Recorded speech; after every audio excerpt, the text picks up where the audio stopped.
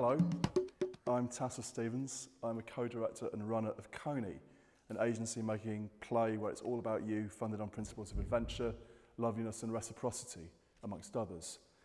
But I'm not here to talk about that. Actually, I brought along something written by somebody else to read.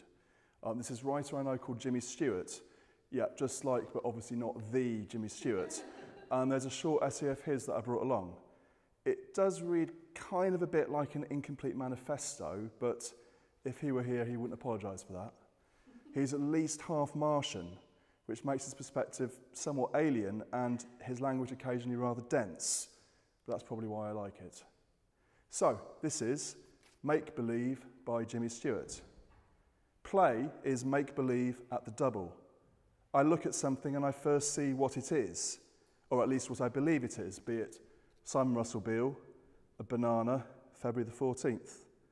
But then I make believe what if what is was something else, Hamlet, a revolver, the Feast of St. Valentine. What if what is? We're playful when we hold two spheres of belief in our brains overlapping. Humans are really good at it. There's facility, especially when it's conventional, meaning we're practiced at it, or if we're in a collection of other human people simultaneously doing that same juggle of spheres. But it's most inspirational when we discover it ourselves together. The distance between these two spheres of what if and what is, it's a dynamic space, sparking like the electrical storm of Van de Graaff. Sometimes so close the spheres are almost touching, sometimes miles apart, but the meaning of play is found across that distance. Still, what if is only charged if it is grounded and connected to what is. There's no chance of transformation otherwise.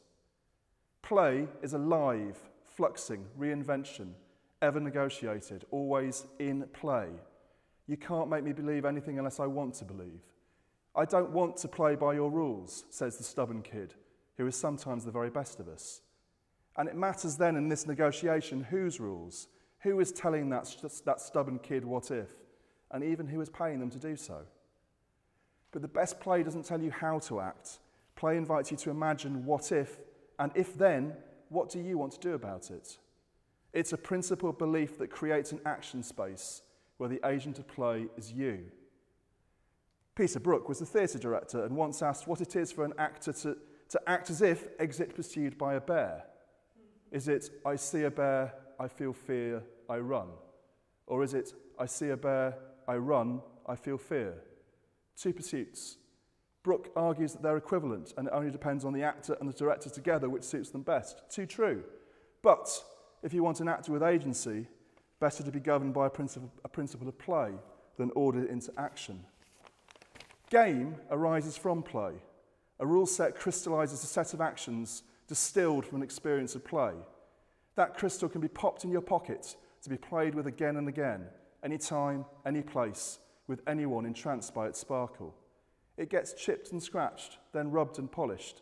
It becomes a lens that focuses action in time and space, and for one brief encounter, lets us act as if we lived in a simpler world, the kind of world that can be described in a rule set.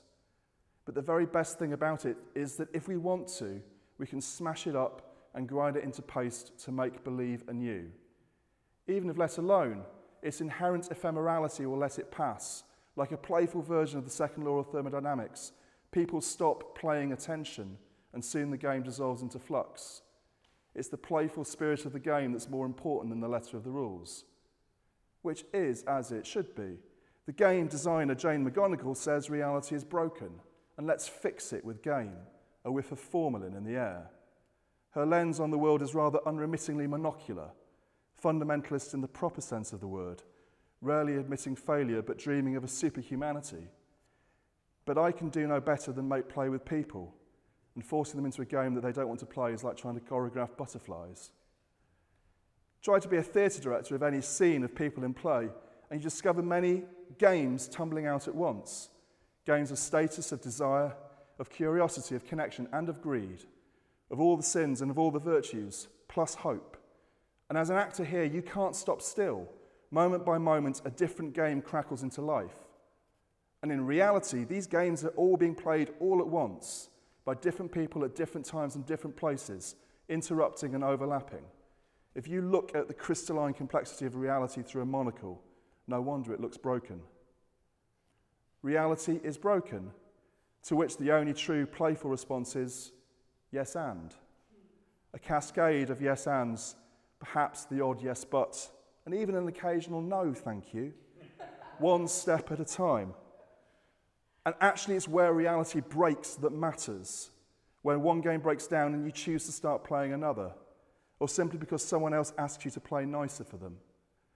Auguste Boal was another theatre director who never stopped playing what if with reality, again and again, until it broke, and then he asked the audience if they had a better idea, and if they wanted to get up and do it. As a society, as individuals, it's how we respond to fail more than to epic win that matters. It's in fail that we find the dimensions of resilience and our capacity for it, connectedness, the ability to be stretched, and our very own agency, powered by accurate reflection of what is, with still a little space to dream what if. That's as far as Jimmy got. A slight hyperbole there at the end, for which I apologise. And by uncanny coincidence, that's all I've got too. Thank you very much.